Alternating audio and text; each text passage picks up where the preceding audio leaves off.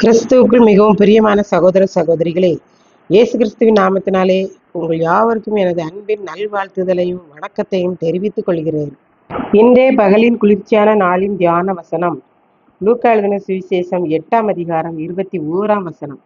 அதற்கு அவர், தேவனுடைய வசனத்தை கேட்டு அதன்படி செய்கிறவர்களே எனக்கு தாயும் எனக்கு சகோதரருமாய் இருக்கிறார்கள் என்றார்.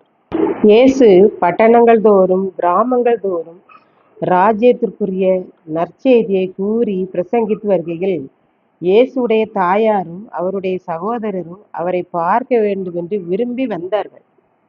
அவர் இருக்கிற இடங்களிலே ஜனங்கள் கூட்டமாய் இருந்தபடியினாலே அவர்கள் அவரண்டை சேரக்கூடாதிருந்தது. அப்பொழுது ஜனங்கள் இயேசுவை நோக்கி, உம்முடைய தாயாரும் சகோதரர்களும் உம்மை பார்க்க வேண்டும் என்று வந்து வெளியே நிற்கிறார்கள் என்று அவருக்கு அறிவித்தார்கள்.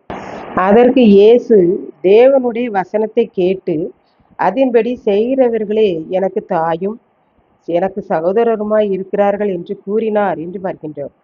அவர் வார்த்தையின்படி செய்கிறபோது அவருடைய தாயார் சகோதரர்கள் போல் நாம் சமீபத்தில் இருக்கிறோம் என்று பார்க்கின்றோம். பிரியமானவர்களே, நாமும் அனுதினமும் ஆண்டவருடைய வசனத்தை நாம் கேட்கிறோம்.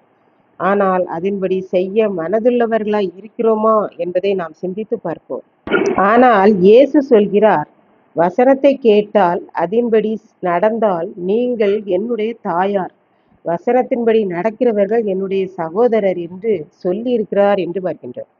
நமக்கும் இந்த நாட்களிலே இயேசு எனக்குள் பிறப்பாரா, என்னோடு கூட இருப்பாரா என்கிற ஆசை உண்டு. ஆனால் அதற்கு ஒரே ஒரு காரியத்தை செய்ய சொல்லுகிறார். உலக பிரகாரமாய் பெற்றோரே தன்னுடைய பேச்சை கேட்கிற பிள்ளைகளிடத்தில் அன்பு கூறுவது போலத்தான் நம் ஆண்டவரும் சொல்லுகிறார் என்று பார்க்கின்றோம். ஆகையால் நாம் வேத வசனங்களை வாசிக்கிற போது, கேட்கிற போது, அவர் சொற்படி செய்கிற போது அவர் நமக்குள், நம்முடைய குடும்பத்திற்குள் வந்து பிறக்கிறார். மேலும் ஒரு சகோதரன் நம்மோடு கூட இருந்து உதவி செய்வது போல நம்மோடு கூட இருக்கிற தேவனாயிருக்கிறார் என்று பார்க்கின்றோம். இப்படித்தான் 2 மான்கள் சகோதரர்களாய் இருந்தது. ஒரு நாள் ஒரு மான், நான் தூரமாய் மேய்ச்சலுக்கு செல்லுகிறேன், வருகிறாயா என்றது. அதற்கு இந்த சகோதர மான், நீ தூரமாய் செல்லாதே, சென்றால் உனக்கு ஆபத்து நேரிடும் என்றது. அதனை இந்த சகோதர மான் கேட்கவில்லை. பின்பு மேய்ச்சலுக்கு செல்லும் வழியில் எதிராக நரி ஒன்று வந்தது.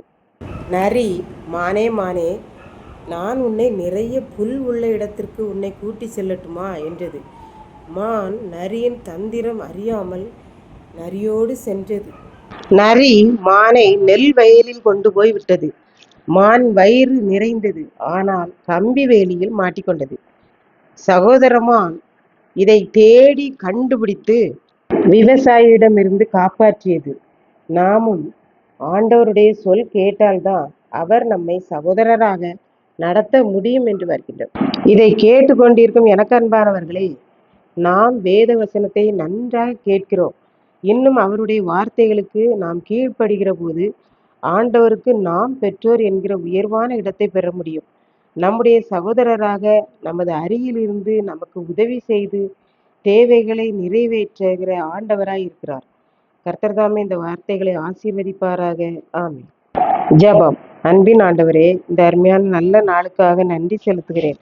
இப்பொழுதும் இதை கேட்டு கொண்டிருக்கிற ஒவ்வொருவரும் உம்முடைய வார்த்தையை, வசனத்தை கேட்டு அதன்படி செய்ய அருள் புரியும்.